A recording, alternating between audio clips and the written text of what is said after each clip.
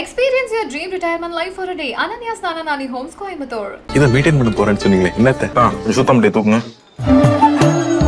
காஞ்சிபுரம் பச்சைய பாசல்ஸ், சென்னை, காஞ்சிபுரம், வெள்ளூர், திருவண்ணாமலை. ஜெகன்மோகன் ரெட்டி ஒரு இந்து இல்லை, அவர் வேணும்னே இப்படி இந்துக்களுக்கு எதிராக பண்ணிட்டாருன்ற நோக்கத்தில் இதை திசை திருப்புற மாதிரியான ஒரு அது நீங்கள் மடம் மாற்ற பார்க்குறேன். மடை மாற்றியது யாருன்னு கேட்டால் ஜெகன்மோகன் ரெட்டி அவருடைய தந்தை ராஜசேகர் ரெட்டியெல்லாம் தான் திருப்பதி விவகாரத்தில் தொடர்ந்து பிரச்சனைகளை உருவாக்கி கொண்டே இருந்தவர்கள். ஆட்சி மாறிடுச்சு சார். சந்திரபாபு நாயுடு தான் முதலமைச்சர் சார். அவருடைய ஆட்சி காலத்தில் லட்டு தயாரிக்கப்பட்டு அந்த லட்டை சாம்பிளிங் எடுத்தா திருப்பதி தேவஸ்தானத்தில் லட்டு தயாரிக்கும் பணியில் ஈடுபடுபவர்கள், லட்டு தயாரிக்கும் இடம் உட்பட எல்லாமே பாதுகாப்போடு யாராலும் அங்கே உள்ளே சென்று விட முடியாது. ஒரு அறிக்கையை வைத்துக்கொண்டு நாம் பேசுகிறோம். முதல்வர் சந்திரபாபு நாயுடு இந்த அறிக்கை வர்றதுக்கு முன்னாடியே ஒரு கருத்தை சொல்லியிருந்தார். ஜெகன்மோகன் ரெட்டியினுடைய ஆட்சியில இப்படி ஒரு பெரும் கொடுமை நடந்திருக்குன்னு அறிக்கைக்கு முன்னாடியே முதல்வர் சந்திரபாபு நாயுடு வரும்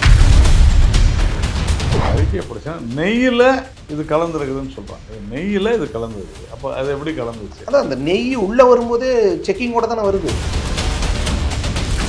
என்ன சொல்கிறேன், நீங்கள் நாம் இன்னும் ஒரு முழுமையான அரசாங்கத்தினுடைய அறிக்கையை நம்ம பார்க்கல. சந்திரபாபு நாயுடு முதல்வர் சார், அவர் பேசுறத தாண்டி இல்லை.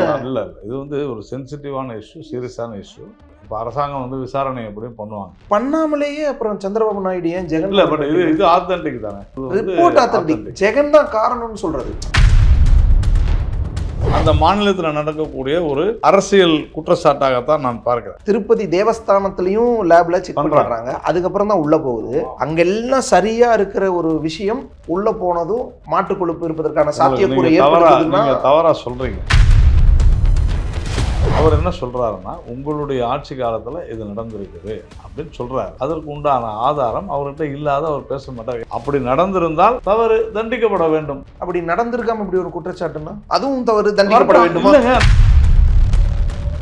சார், என்ன ஆனாலுமே திருப்பதி தேவசம் போர்டுங்கிறது ஒரு தன்னாட்சி அமைப்பு தானே. ஆந்திர அரசாங்கம் அந்த நிர்வாகத்தையும் கையில் எடுத்து பிரச்சனை வராதோ? கோவில்கள் கொள்ளையர்களின் கூடாரமாக இந்த கொள்ளையர்கள் யாருன்னா அரசு தான். நான் பிஜேபி ஆட்சிக்கு வந்தா அடுத்த செகண்ட் அறநிலையத்துறையில இருந்து வெளியே வந்துடும். அரசாங்கத்தை அப்படி சொல்லக்கூடாது சார். நான் சொல்றேன். ஏன் சொல்லக்கூடாது? நான் சொல்றேங்க, அறநிலையத்துறை அடிக்காத கொள்ளையா, லஞ்சமா, ஊழலா? அறநிலையத்துறை கட்டுப்பாட்டுல இல்லாத கோவில்கள்ல அடிக்காத கொள்ளையா, ஊழலா? காணாம போயிருக்கு. இப்ப நிலம் காணாம போயிடுச்சு, வித்துட்டாங்கன்னு செய்தி வருது. சிதம்பரம் நடராஜர் கோயில்ல மீடியால நீங்க போட்டு ஜட்ஜ் ஐயாவா நீங்க? ஐயா தேவேந்திரன் ஜட்ஜ் ஐயான்னு நான் சொல்லணுமா? என்ன பேசுறீங்க? நீங்களும் ஜட்ஜா? திருப்பதி லட்டு விவகாரம் நாடு முழுக்க பெரும் அதிர்ச்சிகளை ஏற்படுத்தியிருக்கு. ஒரு ஆய்வின் முடிவில் திருப்பதி லட்டில் மாட்டு கொழுப்பு, பன்றி கொழுப்பு, மீன் கொழுப்பு உள்ளிட்டவைகள்லாம் இடம்பெற்றிருக்கு அப்படிங்கிற ஒரு தகவல். அதுவும் மத்திய அரசினுடைய ஆய்வு நிறுவனத்திலேருந்தே அந்த ஒரு தகவல் வந்திருக்கு. இது வந்திருக்கிறது. இது துரதிருஷ்டவசமானது. உண்மையிலேயே பெரும்பான்மை மக்களுடைய நம்பிக்கைகளை தகர்த்தெறியும் வண்ணம் இந்த மாதிரியான ஒரு செய்தி வலம் வந்து கொண்டிருப்பது என்பது தவறானது. உடனடியாக ஆந்திர மாநில அரசு இதற்கான விசாரணையை துரிதகதியோடு முடுக்கிவிட்டு குற்றம் நடந்திருப்பின் உறுதியாக யார் காரணமோ அவர்களை தண்டிக்க வேண்டும் என்று தான் நான் கருதுகிறேன். ஏனென்று சொன்னால் அதுதான் உடனடியாக இந்து மக்களுக்கு செய்யக்கூடிய ஒரு நன்மையாக இருக்கும். ஏனென்று சொன்னால் ஒவ்வொரு ஹிந்துவும் இன்றைக்கி உலகத்தில் இருக்கக்கூடிய பல்லாயிரக்கணக்கான மக்கள், பல கோடிக்கணக்கான மக்கள் திருப்பதி வெங்கடாஜலபதி இதற்காக அவரை பார்ப்பதற்காக நீண்ட காலம் காத்திருந்து வரக்கூடிய ஒரு சூழ்நிலையில் இது போன்ற ஒரு செய்தியே மக்களுடைய மனதை புண்படுத்துவதாக அமைந்துள்ளது. அந்த மாநில அரசு யார் தவறு செய்திருந்தாலும் தண்டிக்க வேண்டும் என்பதுதான் நம்முடைய நிலைப்பாடு. திருப்பதி உலகின் மிகப்பெரிய கோவில்களில் ஒன்று. அதுவும் லட்டு பிரசாதம் 300 வருஷமாக கொடுக்கப்பட்டுருக்கு. எல்லோரினுடைய ஒரு பெரும் நம்பிக்கையாக அந்த கோவிலுக்கு போகாதவங்க கூட போகிறவங்கள்ட்ட கேட்டு வாங்கக்கூடிய ஒரு பிரசாதமாக, பிரசித்தி பெற்ற ஒரு பிரசாதமாக இருக்குது. அதில் எப்படி இப்படியான ஒரு விஷயம்? என்னை பொறுத்த வரையில் இப்பொழுதும் கூட நான் நம்பிக்கை இழக்கவில்லை. அப்படி ஒரு சம்பவம் நடந்திருக்காது என்று தான். ஆய்வறிக்கை தவறாக இருக்கலாம்னு நினைக்கிறேன். இருக்கலாம். அதில் முழுவதும் நீங்கள் படிச்சிங்கன்னா அதில் இதெல்லாம் கூட இருக்கலாம், சில காரணங்களால் கூட அது இந்த மாதிரி தெரியலாம்னு அந்த ஆய்வறிக்கையினுடைய ரிப்போர்ட்டில் படிச்சிங்கன்னா தெரியும். அதனால் இது முழுமையாக இதனுடைய விசாரணை நடத்தப்பட்டு அந்த ஆய்வறிக்கையில் ஏன் அப்படி சொல்லப்பட்டிருக்கிறது இல்லை மறுபடியும் இன்னொரு ஆய்வறிக்கை, இதெல்லாம் அந்த விசாரணையில் தான் தெரியும். ஏனென்றால் நான் அறிந்த வரையில் திருப்பதி தேவஸ்தானத்தில் இந்த லட்டு தயாரிக்கும் பணியில் ஈடுபடுபவர்கள், லட்டு தயாரிக்கும் இடம் உட்பட எல்லாமே பாதுகாப்போடு மிகுந்த லட்டு விநியோகம் செய்யும் இடத்துல நீங்கள் போய் பார்த்தீங்கன்னா கூட யாராலும் அங்கே உள்ளே சென்று விட முடியாது. அந்த அளவிற்கு கட்டுப்பாடுகள். அதே மாதிரி இது நம்முடைய மாநிலத்தில் நடக்கிற மாதிரிலாம் இல்லை. அங்கே வந்து ஒரு சிஸ்டம் வச்சுருக்கிறாங்க. 6 மாதங்களுக்கு ஒரு முறை டெண்டர். யார் L1 அவங்களுக்கு தான் உறுதியாக போகும். இதில் வந்து ஒரு பெரிய அரசியல் அழுத்தம் இருந்ததாகலாம் நான் கேள்விப்பட்டதே கிடையாது. ஊடகங்களில் வரக்கூடிய சில செய்திகள் தவறான செய்திகள். உதாரணத்திற்கு 50 வருடங்களாக நந்தினி, கர்நாடகா மாநிலத்தினுடைய நந்தினி பால், அந்த கூட்டுறவு ஆலையினுடைய நந்தினி பால் தான் 50 வருடமாக வந்து கொண்டிருந்தது சொன்னது தவறான விஷயம். அந்த நிர்வாகமே மறுத்திருக்கு கடந்த 5 வருஷமா. ஆமாம், அதெல்லாம் இல்லை 50 வருஷன்றதே தப்பு. அதனால் அவங்க ஒரு சில முறை L1 அவங்க வரும்போது கொடுத்துருக்கலாம். அதே மாதிரி ஒரே ஒரு நிறுவனம் கூட இது கொடுப்பதில்லை. பார்த்தீங்கன்னா பல லட்சம் லிட்டர் நெய் வந்து தேவைப்படும். ஸோ அது மாதிரி ஒரே நிறுவனம் கொடுப்பதற்கான வாய்ப்பும் இல்லை. இப்படிப்பட்ட ஒரு சூழ்நிலையில் இது ஜூலை மாதம் என்று அந்த பரிசோதனை அறிக்கை சொல்கிறது. ஜூன் மாதத்தில் தான் டெண்டரே அலாட் பண்ணியிருப்பாங்க. இது வந்து முதல் பேட்சில் போச்சா இல்லையா நமக்கு தெரியாது. ஆனால் இது முதல் முறையாகத்தான் இது நிராகரிக்கப்படுகிறதா என்றாலும் இல்லை, பல முறை நிராகரிக்கப்பட்டிருக்கிறது. இந்த இந்த இந்த லேப் ரிப்போர்ட் வந்து பல முறை நிராகரிச்சிருக்குது. எப்படின்னா, இந்த நெய்யானது ஒரு இந்த அறிக்கையோடு போகணும், டெஸ்டிங் லேபினுடைய அறிக்கையோடு போக வேண்டும். அதன் பிறகு அந்த பொருட்களை வாங்கி அதை மீண்டும் திருமலை திருப்பதி தேவஸ்தானத்தினுடைய பரிசோதனை கூடத்தில் வச்சு பரிசோதனை செய்வாங்க. அவங்க ஒரு சர்டிஃபிகேட் கொடுப்பாங்க. அதன் பிறகுதான் அது லட்டு செய்யும் இடத்திற்கு போகும். அந்த நெய் இந்த அளவிற்கு அங்கே வந்து கட்டுப்பாடு சிஸ்டமேட்டிக்காக இருந்தும் அப்புறம் இல்லை, அதுதான் சொல்கிறேன். இது வந்து ஒரு அறிக்கையை வைத்துக்கொண்டு நாம் பேசுகிறோம். இல்லை சார், அறிக்கை மட்டும் இல்லை. நீங்கள் முதல்வர் சந்திரபாபு நாயுடு இந்த அறிக்கை வர்றதுக்கு முன்னாடியே ஒரு கருத்தை சொல்லியிருந்தாங்க. திருப்பதி லட்டு தயாரிக்கிறதுல நெய்க்கு பதிலாக மாட்டு கொழுப்பை பயன்படுத்திட்டாங்க. ஜெகன்மோகன் ரெட்டியினுடைய ஆட்சியினுடைய இப்படி ஒரு பெரும் கொடுமை நடந்திருக்குன்னு அறிக்கைக்கு முன்னாடியே முதல்வர் சந்திரபாபு அறிக்கை வரப்போவது தெரிந்து அவர் சொல்லியிருப்பாருன்னு நான் நினைக்கிறேன். ஏனென்று சொன்னால் அரசாங்கத்துக்கிட்ட அது வந்துடும். ஆனால் ஒரு முதலமைச்சராக, ஒரு கட்சியினுடைய தலைவராக, பொதுமக்களின் பிரதிநிதியாக அவர் சொல்ல வேண்டியது அவருடைய கடமை. ஆனால் இதுதான் முடிவா என்றால் என்னை பொறுத்தவரையில் இது ஒரு மிக நீண்ட விசாரணை தேவை. யார் தவறு செய்திருந்தால் அவர்கள் தண்டிக்கப்பட வேண்டும் என்பதில் கண்டிப்பாக சார். யார் தவறு பெரும்பான்மை மக்களுடைய மனதை புண்படுத்துவது என்பது பெரிய நம்பிக்கை துரோகம் தான். இது ஒரு பெரிய நம்பிக்கை துரோகம். ஏன்னா அந்த லட்டை பிரசாதமாக நினைக்கிறாங்க. அந்த பிரசாதம் இப்போ மாட்டு கொழுப்பு சரி தவறு, அந்த அனிமல் ஃபேட் வந்து எடுத்துக்கிறது கூடாதுங்கிறது அது தனி விவாதம். ஆனால் அந்த லட்டு அதில் வந்து ஒரு முழுமையான ஒரு லட்டு, அதில் நெய் மட்டும்தான் கலக்கப்பட்டிருக்கும், வேற எதுவும் கலக்கப்பட்டிருக்காதுன்ற ஒரு நம்பிக்கையில் மக்கள் வாங்குறாங்க. அதுக்கான ஒரு துரோகம் தான். அந்த அறிக்கையை படிச்சா நெய்யில் இது கலந்துருக்குதுன்னு சொல்கிறாங்க. புரியுதா உங்களுக்கு? நெய்யில் இது கலந்துருக்குது. அப்போ அது எப்படி கலந்துச்சு? அதான் அந்த நெய் உள்ளே வரும்போதே செக்கிங்கோட தானே வருது. ஆமாம், வாங்கும்போதும் உள்ளே வந்து லேப்லையும் தேவஸ்தானம் போர்டு லேப்லையும் அதை செக் பண்ணி போகுதுன்னா அவங்க உத்தரவு கொடுக்கறதுல இருந்து இந்த ஒவ்வொரு இதுவும் எவ்வளோ லெவலில் இருக்கணும்னு சொல்லி தான் டெண்டரும் போடுவாங்க, ஆர்டரும் போடுவாங்க. அதே மாதிரி 2 பரிசோதனை கூடங்களை தாண்டித்தான் இது வந்து லட்டு உருவாக்குவதற்காக செல்லும். அதனால தான் சொல்கிறேன், உறுதியாக ஒரு அதிர்ச்சி தரக்கூடிய ஒரு விஷயமாகத்தான் நாம் பார்க்கிறோம். அதனால் அரசாங்கம், மாநில அரசு இதில் வந்து மிக தீவிரமான ஒரு விசாரணையை ஏற்படுத்தும். ஆனால் நேரடியாக மாநில அரசு, மாநில ஆட்சியாளர்கள் ஜெகன்மோகன் ரெட்டியை தானே குற்றம் சாட்டுறாங்க. இல்லை, அந்த பீரியடில் அவங்க தானே இருந்தாங்க.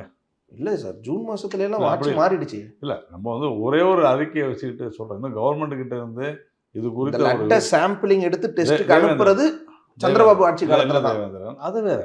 நான் என்ன சொல்கிறேன், நாம் இன்னும் ஒரு முழுமையான அரசாங்கத்தினுடைய அறிக்கையை நம்ம பார்க்கல. சந்திரபாபு நாயுடு முதல்வர் சார், அவர் இல்ல, பேசுறத இல்ல, தாண்டி இல்ல, என்ன? இல்ல, இல்ல. இது வந்து ஒரு சென்சிட்டிவான இஷ்யூ, சீரியஸான இஷ்யூ. அதனால நம்ம முழு அறிக்கையை அரசாங்கத்தினுடைய விசாரணை, இப்போ அரசாங்கம் வந்து விசாரணை எப்படியும் பண்ணுவாங்க. ஸோ அப்படி பண்ணாமலேயே அப்புறம் சந்திரபாபு நாயுடு ஏன் ஜெகன் இல்ல, பட் இது ஆத்தென்டிக் தானே. இது சார் இந்த ரிப்போர்ட்ன்றது வந்து ரிப்போர்ட் ஆத்தென்டிக். authentic. ஜெகன் தான் காரணம்னு சொல்றது. என் ஆட்சி காலத்துல சாம்பிளிங் எடுத்திருக்காங்க, அதாவது- ரிசல்ட் வந்திருக்கு. அதாவது அதான் நான் இப்போ சொன்னது எல்லாமே ஸ்பெகுலேஷன்ல தான் சொன்னேன். ஓகே அதாவது ஜூலைல நடந்திருக்கலாம், இல்ல, ஒருவேளை ஜூன் ஜூலைல தான் இது டெண்டர் வந்து அந்த காலத்தில் நடந்திருக்கலாம், அவங்கள்ட்ட இன்னும் வேற ஏதாவது மெட்டீரியல் இருக்கலாம், எவிடன்ஸ் இருக்கலாம். நான் அதனால தான் அந்த மாநிலத்தில் நடக்கக்கூடியது, அந்த மாநிலத்தில் நடக்கக்கூடிய ஒரு அரசியல் குற்றச்சாட்டாகத்தான் நான் பார்க்கிறேன். அந்த அரசியல் குற்றச்சாட்டுனா அப்படி பார்க்கும் பொழுது அவங்கள்ட்ட அதுக்கு உண்டான டாக்குமெண்ட் என்னது நமக்கு தெரியாது. இல்லை சார், என்ன ஆனாலுமே திருப்பதி தேவசம் போர்டுங்கிறது அது ஒரு தன்னாட்சி அமைப்பு தானே. அது அரசு மேற்பார்வையெல்லாம் இருக்கலாம். கோவில்கள், தமிழ்நாட்டில் இருக்கிற கோவில்கள்லாம் தன்னாட்சி தான். அப்புறம் அறநிலையத்துறை கட்டுப்பாட்டில் எப்படி வருது? அறநிலைத்துறை மாதிரி இப்போ திருப்பதி தேவஸ்தானமும் கவர்மெண்ட்ன்றீங்களா? இல்லைங்க, இதை ஒத்துக்குங்க முதல்ல. இல்ல சார், இங்கே கவர்மெண்ட் தான், கோவில்கள் கவர்மெண்ட் இல்ல, தப்பு. அது ரைட் சார். நிர்வாகம் இல்ல, அதுதான் சரி, சொல்றேன். ஓகே. அங்க தேவேந்திரன் முதல்ல நல்லா புரிஞ்சுங்க. இல்ல சார், அறநிலையத்துறை தாண்டி போவாதீங்க. சார், சம்பந்தமே இல்லைன்ற. இங்க சட்டவிரோதமாக செயல்படுகிறார் அரசு. சரிங்க சார், சட்டவிரோதமா செயல்படுற இந்த விவாதமே நான் பண்ணல. எவ்வளவு திமுக சொன்னா உங்களுக்கு ஏன் டென்ஷன் ஆகுது? தேவசம் போர்டு திருப்பதி லட்டுல மாட்டு பேசுறேன். அமைதியா இருக்கு. நான் சொல்ல வர பாயிண்ட் அது. திமுக பத்தி பேசக்கூடாது. திமுக பத்தி நீங்க பேசலாம் சார், திருப்பதி லட்டுல மாட்டு பண்றத பத்தி பேசுறேன். அதுக்கு நான் வரேன். இங்கு கூட ஸ்ரீரங்கம் கோவில்ல நீங்க வந்து ப்ரௌஸ் பண்ணி பாருங்க. சில ஒரு 3-4 மாதங்களுக்கு முன்னால இங்கு கூட இந்த உணவு விஷயங்கள்ல பல பிரச்சனை வந்திருக்குது. அதை விட்டுருங்க. ஆனால் இங்கு நடப்பது என்ன அப்படின்னு சொன்னா, என்னை பொறுத்தவரையில் டிடிடியில் திருமலை திருப்பதி தேவஸ்தானத்தில் முழுக்க டெண்டர் விட்டு தான் எடுப்பாங்க. இதில் எனக்கு தெரிந்து சில அரசியல் மகாராஷ்டிரா நிறுவனங்கள், குஜராத், ஏன்னா குஜராத்லலாம் வந்து பால் பண்ணைகள் ரொம்ப அதிகம். அந்த நிறுவனங்கள்லாம் பல காலங்களாக கொடுக்கப்பட்டு வருது. இப்போ இன்னைக்கு நாம் பார்த்துருக்கிற விஷயம், ஊடகங்களில் வந்திருக்க செய்தி, தமிழ்நாட்டை சேர்ந்த ஒரு நிறுவனம் ஏஆர் ஃபுட்ஸ் டைரி என்கிற ஒரு நிறுவனம். நான் அந்த ஏஆர்னுடைய உரிமையாளர்கிட்ட கூட நான் கூட பேசுகிறேன். ஸோ அவங்க ஒரு சர்டிஃபிகேட் இப்போ ரிலீஸ் பண்ணியிருக்காங்க. இல்லை, இந்த மாதிரி இல்லை. அதனால தான் சொல்கிறேன். அதான் சார், அந்தந்த நிறுவனங்களும் இதை செக் பண்ணிடுறாங்க, கவர்மெண்ட்டோட நிறுவனமும் செக் பண்ணிடுது, திருப்பதி தேவஸ்தானத்துலேயும் லேப்ல செக் பண்ணுறாங்க. அதுக்கப்புறம் தான் உள்ளே போகுது. அங்கெல்லாம் சரியாக இருக்கிற ஒரு விஷயம் உள்ளே போனதும் மாட்டு கொழுப்பு இருப்பதற்கான சாத்தியக்கூறு ஏற்படுதுன்னா தவறாக சொல்கிறீங்க. நான் மறுபடியும் சொல்கிறேன் உங்களுக்கு, ஒரு குறைந்தது கடந்த ஒரு 3-4 ஆண்டுகளில் குறைந்த ஒரு 47 முறை வந்து இந்த மாதிரியான நெய் வந்து ரிஜெக்ட் பண்ணப்பட்டிருக்கு. அதை புரிஞ்சுங்க. ஓகே, ரிஜெக்டே பண்ணிருக்காங்க. இப்போ என்ன மாதிரியானதுன்னு இந்த இதில் தான் விசாரணையில் தான் தெரியும். நானும் எதுவுமே எல்லாமே ஸ்பெகுலேஷன்ல தான் இருக்கும்போது நேரடியா ஜெகன்மோகனை அவர் தான் கேட்கணும், எனக்கு தெரியாது. நீங்கள் புரிஞ்சுங்க. அதுதான் நான் சொன்னேன். அங்கே இருக்கு. இப்போ இங்கே தமிழ்நாடாக தான் எனக்கு தெரியும். ஆந்திர மாநில அரசியலில் அவர்களுக்கு என்ன ஆதாரம் இருக்கிறது அவர் சொன்னார் என்பதை சந்திரபாபு நாயுடு அவர்கள் தான் சொல்ல வேண்டும். என்ன சார், அது இல்லாத அவர் பேச மாட்டார். ஜெகன்மோகன் ரெட்டி ஒரு இந்து இல்லை, அவர் வேணும்னே இப்படி இந்துக்களுக்கு எதிராக பண்ணிட்டாருன்ற நோக்கத்தில் இதை திசை திருப்புற மாதிரியான ஒரு இல்லை. நான் என்ன சொல்கிறேன், அப்படிப்பட்ட குற்றச்சாட்டுகள் அவரிடம் அதிகம் இருக்கிறது. ஜெகன்மோகன் ரெட்டி அவர்கள் இந்துக்களுக்கு எதிராக செயல்பட்டார், திருப்பதி கோவிலே கிறிஸ்தவர்களை கொண்டு போய் அறங்காவலர் குழுவில் போட்டார்ன்றதெல்லாம் ஏற்கனவே பேசப்பட்ட விஷயங்கள். திருமலையில் வந்து 7 மலையில் ஒரு மலை தான் அந்த திருப்பதிக்கு நாங்கள் சர்ச்சு வைப்போம்னு அவங்க அப்பா பேசின காலம்லாம் இருக்குது. நம்ம அதுக்குள்ளே போக வேண்டாம். நான் சொல்கிறது புரிஞ்சுங்க. மக்களால் தேர்ந்தெடுக்கப்பட்டார், தொடர்ந்து அவர் சாகர வரைக்கும் முதலமைச்சர். நான் ரொம்ப நாகரிகமாக இந்த டிபேட்டை வந்து ஒரு திருமலை திருப்பதி அந்த ஒரு ஆன்மீகம் புனிதம் அப்படியே எடுத்துகிட்டு போகணும் தான் நினைக்கிறேன். ஆனால் நீங்கள் மாற்றாதீங்க. அதனால் அது வேணாம். அது நீங்கள் மடம் மாற்ற பார்க்குறேன். மடை மாற்றியது யாருன்னு கேட்டால் ஜெகன்மோகன் ரெட்டி அவருடைய தந்தை ராஜசேகர் ரெட்டியெல்லாம் தான் திருப்பதி விவகாரத்தில் தொடர்ந்து பிரச்சனைகளை உருவாக்கி கொண்டே இருந்தவர்கள். ஆட்சி மாறிடுச்சு சார், சந்திரபாபு நாயுடு தான் முதலமைச்சர் சார். அதான் சார், அவருடைய ஆட்சி காலத்தில் லட்டு தயாரிக்கப்பட்டு அந்த லட்டை சாம்பிளிங் எடுத்தா அவர் என்ன சொல்றாருன்னா, உங்களுடைய ஆட்சி காலத்தில் இது நடந்திருக்குது அப்படின்னு சொல்றாரு. அதற்கு உண்டான ஆதாரம் அவர்கிட்ட இல்லாத அவர் பேச மாட்டார். எனக்கு தெரியாது என்ன ஆதாரம், அவர்கிட்ட தான் கேட்கணும். ஆனால் அப்படி நடந்திருந்தால் தவறு தண்டிக்கப்பட வேண்டும்.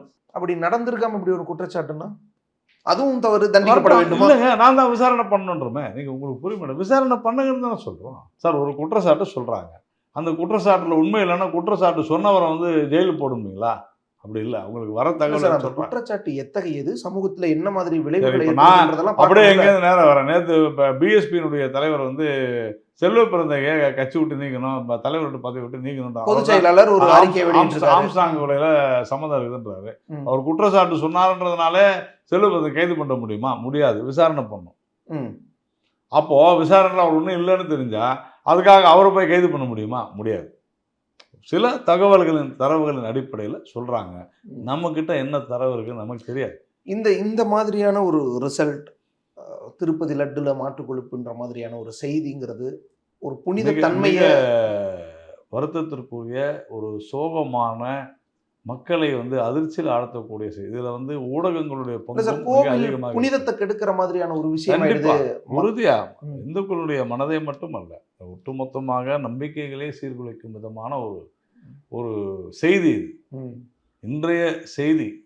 அப்போ இது வந்து முழுமையாகனா டீப் ரூட்டட் இது வேணும், என்கொயரி வேணும், இன்வெஸ்டிகேஷன் வேணும். அந்த அளவிற்கு ஒரு இன்வெஸ்டிகேஷன் இருந்தால் மட்டும்தான் இது நம்மை வந்து சரிப்படுத்தும். அதை சந்திரபாபு நாயுடு அவர்கள் உறுதியாக, ஏன்னா சந்திரபாபு நாயுடு அவர்கள் வெங்கடாஜலபதி மீதான அவருடைய அந்த பக்தி மரியாதை என்பது அளவிட முடியாத ஒரு விஷயம். அதனால் அவரும் வந்து சும்மா போகிற போக்களெல்லாம் சொல்லிட்டு போக மாட்டார். அந்த நம்பிக்கை எனக்கு இருக்கு. அறநிலையத்துறை மாதிரி அரசாங்கம் நேரடியாக ஆந்திர அரசாங்கம் அந்த நிர்வாகத்தையும் கையில் எடுத்தால் இந்த மாதிரி சர்ச்சைகள் பிரச்சனை வராதோ? ஏன்னா ஒரு தனி அமைப்பாக இருக்கும்போது இப்படியான நான் சொல்கிறேன். நீங்கள் அறநிலையத்துறை மாதிரின்னு சொன்னதுனால தான் நான் அது சொல்கிறேன், இல்லைன்னா நான் திருப்பி அதுக்குள்ளே போக மாட்டேன். அரசே நாம ஏன் சொல்கிறோம்னா, பராசக்தின்னு ஒரு படம் வந்துச்சு, அதில் கருணாநிதி அவர்கள் ஒரு வசனம் எழுதியிருக்கிறார், கோவில்கள் கொள்ளையர்களின் கூடாரமாக ஆகிவிட்டன. அதனால தான் இப்போ நாங்கள் அரசு கோயில் விட்டு வெளியே போன்றோம். கொள்ளையர்களுடைய கூடாரமாக, கோயில்கள் வேண்டாம்னு சொல்லலை, அது கொள்ளையர்களின் கூடாரம் தான் இப்போ அரசுன்றான். அந்த கொள்ளையர்கள் யாருன்னா அரசு தான். அந்த அந்த அரசாங்கத்தை பிடிக்கிறதுக்கு தான் நம்ம கஷ்டப்பட்டு இருக்கோம் சார். கொள்ளையர்களின் கூடாரம். நான் பிஜேபி ஆட்சிக்கு வந்தா அடுத்த செகண்ட் அறநிலையத்துறையில இருந்து நான் வெளியே வந்துடும். கொள்ளையர்கள் யாரு சார்? அப்ப கொள்ளையர்களின் கூடாரத்தை சார் நீங்க தவறா, அரசாங்கத்தை அப்படி சொல்ல கூடாது சார். நான் சொல்றேன், ஏன் சொல்லக்கூடாது? நான் சொல்றேங்க, அறநிலையத்துறை அடிக்காத கொள்ளையா, லஞ்சமா, ஊழலா, என்ன பேசுறீங்க நீங்க? நான் சொல்லுங்க, கோர்ட்டு சொல்லுது, ஹைகோர்ட் சொல்லுது சார். என்ன பேசுறீங்க? அறநிலையத்துறை கட்டுப்பாட்டுல இல்லாத கோவில்கள்ல அடிக்காத கொள்ளையா, ஊழலா, நீங்க எத்தனை கிலோ தங்கங்கள் காணாம போயிருக்கு, இப்ப நிலம் காணாம போயிடுச்சு, வித்துட்டாங்கன்னு செய்தி வருது. சிதம்பரம் நடராஜர் கோயில்ல மீடியால நீங்க போடுங்க ஜட்ஜ் ஐயாவா நீங்க? ஐயோ இல்ல சார், ஐயா தேவேந்திரன் ஜட்ஜ் ஐயான்னு நான் சொல்லணுமா? என்ன பேசுறீங்க? சிதம்பரம் நடராஜர் நீங்களும் ஜட்ஜா சார்? சிதம்பரம் நடராஜர் கோயிலுக்கு அறநிலையத்துறை கொள்ளை அடிக்குதுன்னு கோர்ட் சொல்லி இல்ல, ஜட்ஜ்மெண்ட் கொடுக்கல இல்ல, பேசி முடிச்சிட்டீங்களா? தீட்சிதர்களுக்கு எதிரான வழக்கை நீதிமன்றம் குட்டு வைத்து மறுபடியும் அவர்களிடமே கொடுத்தது. என்ன பேசுறீங்க? என்ன தெரியும் உங்களுக்கு? இன்னும் வழக்கு போயிட்டு இருக்கு சார். மறுபடியும் இப்ப செய்திகள் வருது, ஆயிரக்கணக்கான ஏக்கர் நிலங்களை வித்துட்டாங்கன்னு செய்திகள் வருது. உங்க மீடியாவுல பேசிட்டா சரியா போடுமா சார்? அதான் சார், நீங்க குற்றச்சாட்டு வச்சுட்டா சரியா போயிடுமா? வியாபாரத்துக்கு நீங்க எதை வேணாலும் போடுவீங்க சார். அது எனக்கு அதை பத்தி எல்லாம் கவலை. ரைட் சார், நான் ஒன்னும் குற்றச்சாட்டு வைக்கலையே. ரைட், நான் அரசாங்கம் செய்ததை சொல்கிறேன். நீதிமன்றத்தில் தீர்ப்பு வந்திருக்குது, பல தீர்ப்பு வந்திருக்குது. நீ எதுக்காக இருக்கு? சட்டம் என்ன சொல்லுது? நீ வந்து ஒரு இவர சூப்பர்வைசரி பாடி பண்ணுன்னு சொல்லுது, அத பண்ணுன்னு சொல்லுது இல்ல சார்? நீங்க அதையே விளக்கணும்ன்றீங்க. உங்களுக்கு புரிய மாட்டேங்குது சார். சூப்பர்வைசரி பாடி நீ சூப்பர்வைஸ் பண்ணுனது இல்ல. கேளுங்க, புரிஞ்சுங்க. It is not administrative. சட்டம் தானே சார், வேணும்னா இன்னும் கொஞ்சம் மாத்திக்கலாம். சட்ட விரோதத்துக்கு ஏத்த மாதிரி கூட மாத்திக்கலாம். பண்ண முடியாது. ஆக்ட் அது செய்ய முடியாது. இல்ல சார், ஆக்ட் செய்ய முடியாது. தேர்ந்தெடுக்கப்பட்ட பிரதிநிதிகள் செய்ய முடியாது, முடியாதுன்றேன். ரைட் சார், அதுதான் சொல்றேன். இல்லீகல். ஏன் சட்ட விரோதம்னு சொல்றோம்? கேஸ் நடந்திருக்குது, சட்ட விரோதம்னு நீதிமன்றமே சொல்லுது. நீதிமன்றம் சட்டத்தின் அடிப்படையில தீர்ப்பு கொடுக்கும் சார். சட்டம் சட்டமன்றத்துல ஏற்றப்படும் சார். சட்டமன்றத்துக்கு மக்கள் தேர்ந்தெடுத்து அனுப்புவாங்க சார். அந்த சட்டம் நீங்க ஏற்றினால் நீதிமன்றம் ஸ்ட்ரைக் டவுன் பண்ணும். இது அறநிலையத்துறைன்னு ஒன்று உருவாக்கும் போதே இப்படியான எதிர்ப்புகள்லாம் இருக்கு சார். அதெல்லாம் தாண்டி தானே உருவாக்குறாங்க. அதெல்லாம் பொய், ஃப்ராடு, பித்தலா. Right sir, right. Muthuramalinga Thevar ஆலய நுழைவு போராட்டம் நடத்தினார்ல சார், ராஜாஜியின் முதல்ல உத்தரவின் சொன்னாரு. பேர்ல முதலமைச்சரா அப்படி இருக்கும்போது, அவர் வழக்கறிஞரா இருக்கும்போது வழக்கு நடத்தினார்ல சார், அதெல்லாம் எதற்கு, யாரை எதிர்த்து சார்? யாரை எதிர்த்து? கோயிலுக்குள்ள விடமாட்டேன்னு சொன்னவங்களுக்கு எதிர்த்து. ஆமா சார், யார் தவறு தான் விடமாட்டேன்னு சொன்னாங்க? இப்போ இன்னைக்கு அப்ப அரசாங்கம் அங்க தேவைப்படுது சார், அரசாங்கம் அங்க நிக்க வேண்டியது இருக்கு. இன்னைக்கு எத்தனை கோயில் திமுக அரசு மூடி வச்சிருக்கு தெரியுமா உங்களுக்கு? வேங்கை வயல்ல வந்து கண்டுபிடிச்சிட்டாங்களா மனித மலத்தை கலந்தவங்களா சார்? ஏன் தவறுகளை திமுக எல்லாம் குறிப்பிட்டு சார், பெருந்தவர்களுக்கு கொண்டு போயிடக்கூடாதுல்ல சார். திமுக தவறுகளை எல்லாம் சின்ன சின்ன தவறுகளை சரி மீடியா செய்யணும். அதுக்காக ஒட்டுமொத்தத்தை தவறாக்கிடக்கூடாதுல்ல. மீடியா திமுகவுக்கு ஜால்ரா அடிக்கிறத விடுங்க. திமுகவுக்கு ஜால்ரா இல்ல அது சார். வேணாம். அதிமுக ஆட்சி காலத்திலயும் அது அறநிலையத்துறை தான். தவறு பாஜக நாளைக்கு ஆட்சி வந்தாலும் அறநிலையத்துறை தான். இல்லைன்ற பாஜக ஆளக்கூடிய இல்ல. மாநிலங்கள்ல இன்னும் இது மாதிரியான துறைகள் இல்ல, இருக்கு. தவறா கோயில்களை சொல்றீங்க. தவறா சொல்றீங்க. ரைட் சார், தவறா சொல்றீங்க. ரைட். தவறு பேசாதீங்க. இல்ல சார், நான் 1987 இருந்து கட்சியில் இருக்கேன். ரைட். அரசே ஆலயத்தை விட்டு வெளியேறுன்னு சொல்லிட்டு தான் இருக்கோம். அது உங்க முழக்கம். நாங்கள் ஆட்சிக்கு வந்தால் இப்பொழுது சொல்றோம், ம், உறுதியாக அது நடக்கும். ம். நீங்க சொல்ற ஐயோ தீண்டாமை வந்துருமே, இப்ப இல்லாத இருக்குதா? நேற்றைய முன்தினம் பத்திரிகை செய்தி எடுத்து So, படிச்சு பெருசாக்கிடணுமா? இல்ல இல்ல சார், சரியாக்கலாம் சார். கொஞ்சம் புரிஞ்சுக்கிட்டு பேசுங்க. அதுக்கும் அங்க மக்கள்கிட்ட கோயில் நிர்வாகம் இருக்கிறதுக்கும் ம். நீங்க சொல்றதுக்கு சம்மந்தம் இல்லை. மக்கள்கிட்ட தனி அமைப்பிட்ட தான் திருப்பதி கோவில் இருக்கு. நான் இல்ல அதுதாங்க அங்க ஆனா இப்படி ஒரு விஷயம் சார், அது நடக்குது. வேற சார். Right, அது போர்டு வேற, இது வேற. போர்டும் கண்ட்ரோல்ல தான் சார் இருக்கும். அது வேற. நீங்க அதை விட்டுருங்க. அது வேற. இந்த அந்த subject. மாதிரியான ஒரு போர்டு தானே நம்மளும் எதிர்பார்க்கிறோம் இங்க இருக்கிற கோவிலுக்கு. அதான் அப்ப தவறு அங்கேயும் தானே கேளுங்க. நடக்குது. இல்ல ஜெயலலிதா அவருடைய 91ல கங்கப்பான ஒரு ஐஏஎஸ் அதிகாரி இருந்தார். ம், அவர் வந்து ஒரு போர்டை வந்து ஒரு ஃபார்ம் பண்ணார், ம், கமிஷன். அதன் மூலமாக கோவில்களை வந்து எமினன்ட் பர்சனாலிட்டிஸ் வச்சு சரி செய்யணும். ம், அதுதான் சரியான மாடலா இருந்திருக்கும். ம்.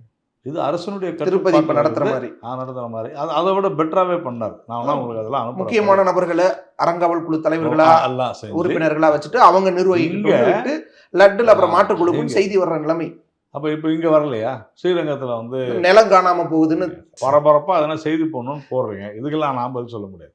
ஸோ ஒட்டுமொத்தமா சார் ஒரு கோவிலினுடைய இப்போ இது வந்து பக்தர்களினுடைய நம்பிக்கை இதெல்லாம் வந்து ஒரு கேள்விக்குள்ளாகுது. அவர்கள் மன வருத்தத்தில் இருப்பாங்கன்னு சொல்றீங்க. இன்னைக்கு வந்து இது- கோடிக்கணக்கான மக்கள் கண்களிலே கண்ணீரை விட்டு கொண்டிருக்கிறார்கள் என்பதுதான் உண்மை. இப்படிப்பட்ட ஒரு செய்தியை படித்தவுடன் பார்த்தவுடன் கோடிக்கணக்கான மக்கள் கண்களிலே இந்த நம்பிக்கையை கண்ணீர் மீண்டும் மீட்டெடுப்பதற்கு என்ன அதற்கு தான் சொன்னோம், ஒரு முழுமையான விசாரணை தேவை. ம். சந்திரபாபு நாயுடு அவர்கள் முதலமைச்சர், அவரும் ஒரு மிகப்பெரிய பக்திமான். அவர் வெங்கடாஜலபதி மீது உண்டான அவருடைய அபரிமிதமான பக்தி என்னன்றது நமக்கு தெரியும். அதனால் அவர் உறுதியாக இந்த விசாரணையை வந்து முடுக்கிவிட்டு, ஒருவேளை தவறு நடந்திருந்தால், ம். இப்போது நாம் பேசிக்கொண்டிருக்கிற ஒரு பரிசோதனை சான்றிதழ் என்பது ஒரு நிறுவனத்தினுடைய ஒரே ஒரு நிறுவனம், அவங்க 0.5% கூட சப்ளை பண்ணல அதில். அப்போ அவங்க சொல்கிறாங்க இல்லை, அவங்க டிஸ்பியூட் பண்ணுறாங்க, நாங்கள் இது சரியாக தான் கொடுத்துருக்குறோம். ஸோ இதெல்லாம் யார் வந்து விசாரிக்க முடியும்? அரசு தான் விசாரிக்கணும். அதனால் அரசாங்கம் விசாரிக்கும். எங்களுடைய நம்பிக்கையை மத்திய மீட்டெடுக்க அரசாங்கத்தினுடைய அமைச்சர், உணவுத்துறை அமைச்சர் பிரகலாத் ஜோஷி அவர்களும் உடனடியாக இது குறித்து ஒரு விசாரணை, தீவிரமான விசாரணை தேவை என்று சொல்லியிருக்கிறார். மத்திய அரசும் இதை கண்காணித்து வருகிறது. அதில் ஒன்றும் சந்தேகமே இல்லை. நன்றி சார், உங்களுடனே கொஞ்சம் நன்றி. நன்றி. Experience your dream retirement life for a day. Ananya's Nananani Homes, Coimbatore. அர்த்தம் பீர் அடிப்பீங்களா? இல்ல இப்ப வேணாம். அப்ப அடிப்பீங்க. காஞ்சிபுரம் பச்சையப்பா சில்க்ஸ், சென்னை, காஞ்சிபுரம், வெள்ளூர், திருவண்ணாமலை.